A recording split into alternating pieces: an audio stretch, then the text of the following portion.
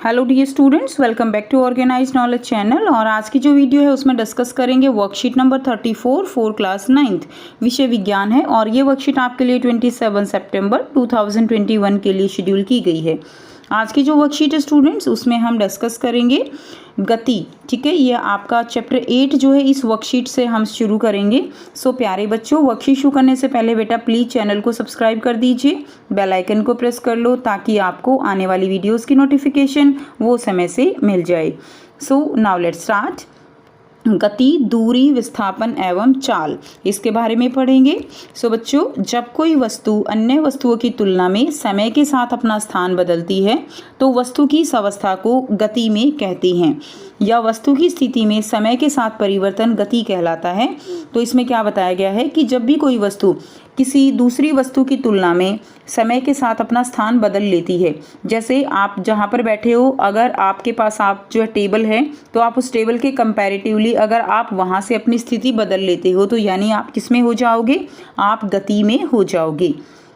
भौतिक विज्ञान में वस्तु की दो स्थितियाँ होती हैं, एक स्थिति होती है विराम अवस्था और एक स्थिति होती है गतिशील अवस्था।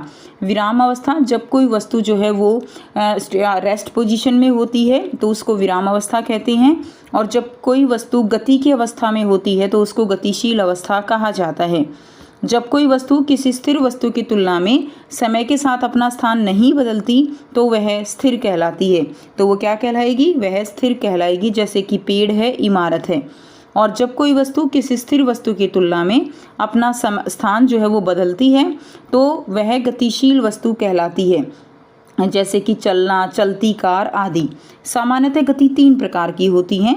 तो कौन कौन सी गति होती हैं? एक तो होती है बच्चों सरल रेखीय गति। देखिए, सरल रेखीय गति कैसी गति है? जब कोई वस्तु किसी सरल रेखा या वक्र रेखा पर गति करती है, यानी बिल्कुल सीधे, जैसे ट्रेन चलती है पटरी पे, तो ये गति कैसी कहलाएगी? ये गति सरल रेखीय गति कहलाएगी। क्लियर? दूसरा है दोलन अथवा आवर्त गति। दोलन या आवर्त गति कौन सी गति होती है? जब कोई वस्तु किसी निश्चित बिंदु के इधर उधर एक ही निश्चित पथ पर गति करती है तो उसे दोलन या आवर्त गति कहा जाता है। नेक्स्ट है घूर्णन या वृत्तीय गति। तो ऐसी वस्तु जिसमें ऐसी गति बच्चों जिसमें किसी निश्चित बिंदु के चारों ओर गति होती है उसे घूर्णन गति कहते हैं। तो हमने पहला एग्जाम्पल पढ़ा, जैसे ट्रेन गति करती है।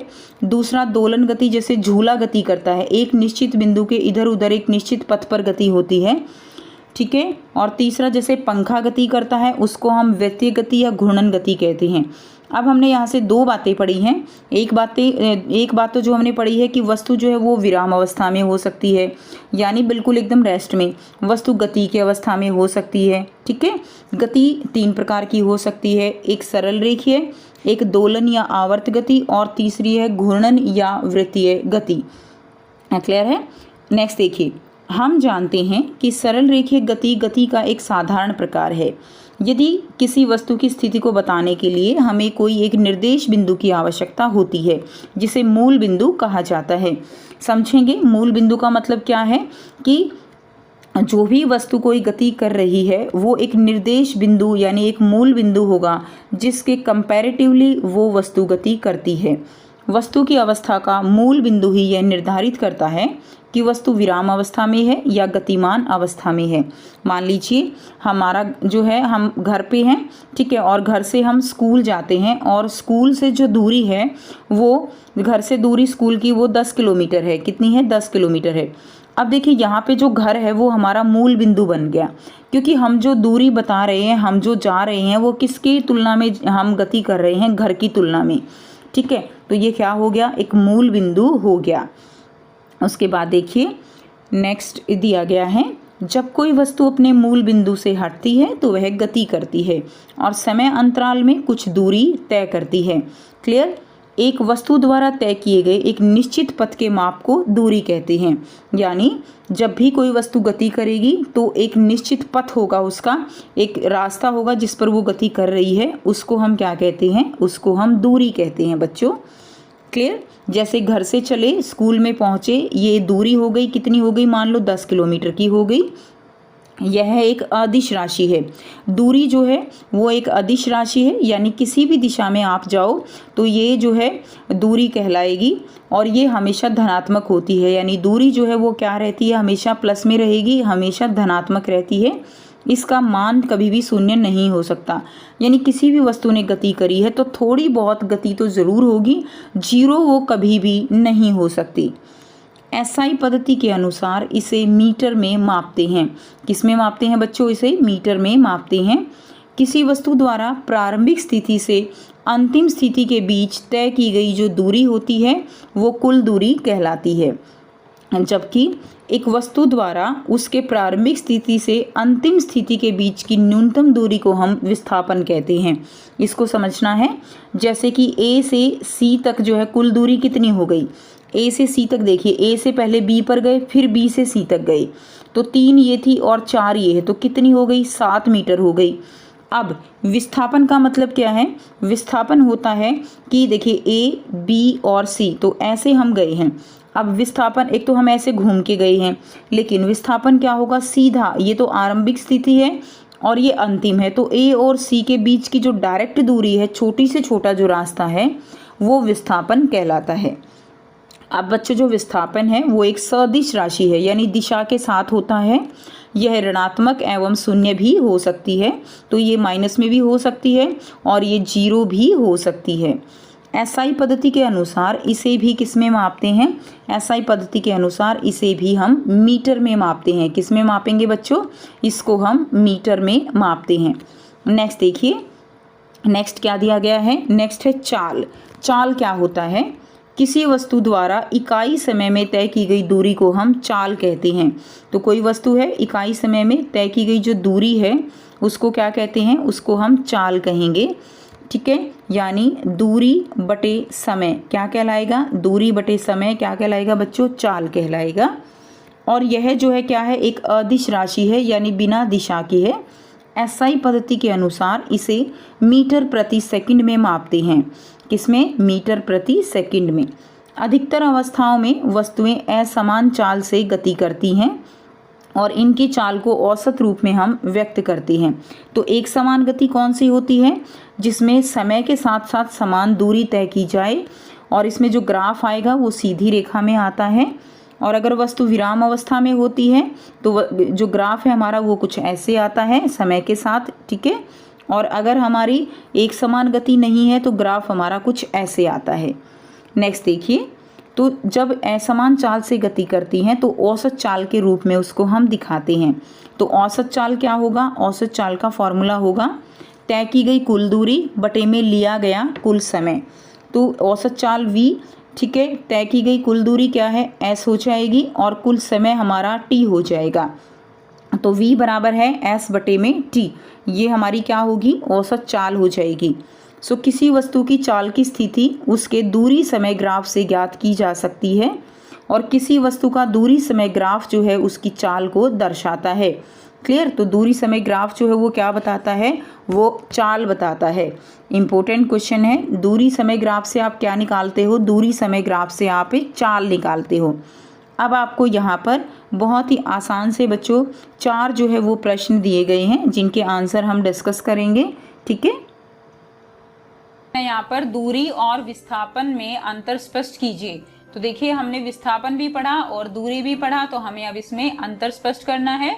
सो विस्थापन क्या है? प्रारंभिक स्थिति से अंतिम स्थिति तक खींची गई सरल रेखा के साथ यह न्यूनतम पथ लंबाई है। न्यूनतम यानी कम से कम जो लंबाई है, न्यूनतम यानी शॉर्टकट रास्ता, जैसे मैंने आपको बताया था।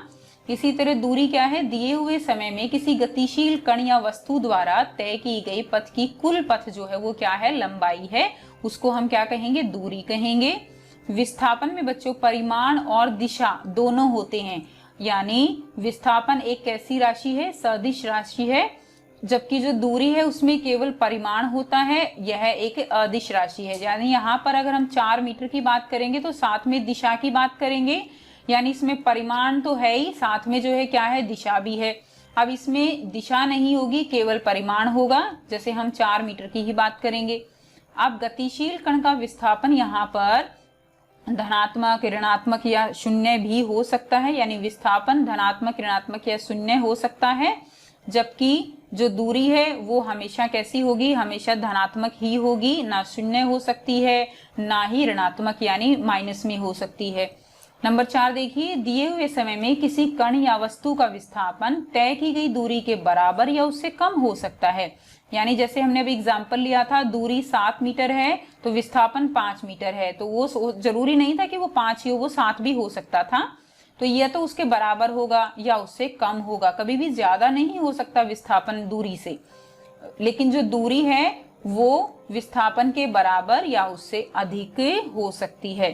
अब देखिए क्वेश्चन नंबर 2 क्या है बच्चों, यहाँ पर एक कार 20 मीटर की दूरी 5 सेकंड में तथा पुनः 20 मीटर की दूरी 3 सेकंड में तय करती है, तो कार की औसत चाल यहाँ पर क्या होगी, ये आपको निकालना है। औसत चाल का फॉर्मूला आपको याद हो गया है, कुल दूरी बटा कुल समय।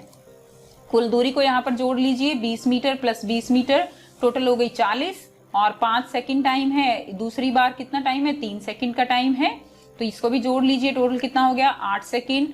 तो यहाँ से इसको कैंसिल कर दीजिए, तो आंसर कितना आ गया 5 मीटर प्रति सेकंड, इसका जो है औसत चाल वो निकल गई। क्वेश्चन नंबर 3 क्या है, चाल को परिभाषित कर उसका एसआई मात्रक आपको बच्चों यहाँ पर लिखना है, ठीक है। तो देखिए चाल को परिभाषित कैसे करेंगे, किसी वस्तु द्वारा इकाई समय में तय की गई दूरी क्या कहलाती है, चाल कहलाती है, और यह एक अदिश राशि है। कैसी राशि है, अदिश, यानी ये बिना दिशा के साथ है, ठीक है। एसआई पद्धति के अनुसार इसे मीटर प्रति सेकंड में मापते हैं, तो ये अदिश राशि है, बिना दिशा के है। नेक्स्ट नंबर 4 क्वेश्चन क्या है, दिए गए समय दूरी ग्राफ में वस्तु ए, बी और सी में किसकी गति की दर जो है वो सबसे अधिक है, तो ये बताना है आपको। तो ग्राफ में दिया गया है ए, बी, सी 3 वस्तुएं। अब देखिए अगर आप ए को देखिए तो दूरी के साथ अगर आप इसको जो है देखेंगे कि इसने कितनी दूरी तय करी, तो पॉइंट यहाँ है, और समय के साथ अनुसार देखेंगे तो पॉइंट यहाँ है। सी का पॉइंट देखिए दूरी का यहाँ है, ये देखिए ए का पॉइंट, सी का पॉइंट है ये ए का, और ये समय में सी का ये बी है, और यहाँ पर जो है बी का पॉइंट है। तो अब आप देखिए बच्चों, कम समय में जिसने ज्यादा दूरी तय करी है उसी की गति की दर सबसे ज्यादा होगी। कम समय किसने लिया, ए ने कम समय लिया, और दूरी सबसे ज्यादा किसने ली, वो भी ए ने ली। तो इसका मतलब क्या हुआ कि जो ए है उसकी गति की दर सबसे अधिक है। तो आंसर यही होगा, वस्तु ए की गति की दर सबसे अधिक है, क्योंकि यह कम समय में अधिक दूरी तय करती है। तो बच्चों ये हो गए आपके चारों क्वेश्चंस, एंड आई होप आपको ये क्वेश्चन और वर्कशीट क्लियर है। और अगर कोई प्रॉब्लम है तो आप जो है कमेंट करके पूछ सकते हो। अगर वीडियो अच्छी लगी है तो बच्चों लाइक शेयर जरूर किया कीजिए, अपने फ्रेंड्स के साथ शेयर कीजिए, चैनल को सब्सक्राइब कीजिए और बेल आइकन भी प्रेस कर लीजिए ताकि आने वाली हर वीडियो की नोटिफिकेशन आप सब बच्चों तक पहुंचती रहे। So thanks for watching.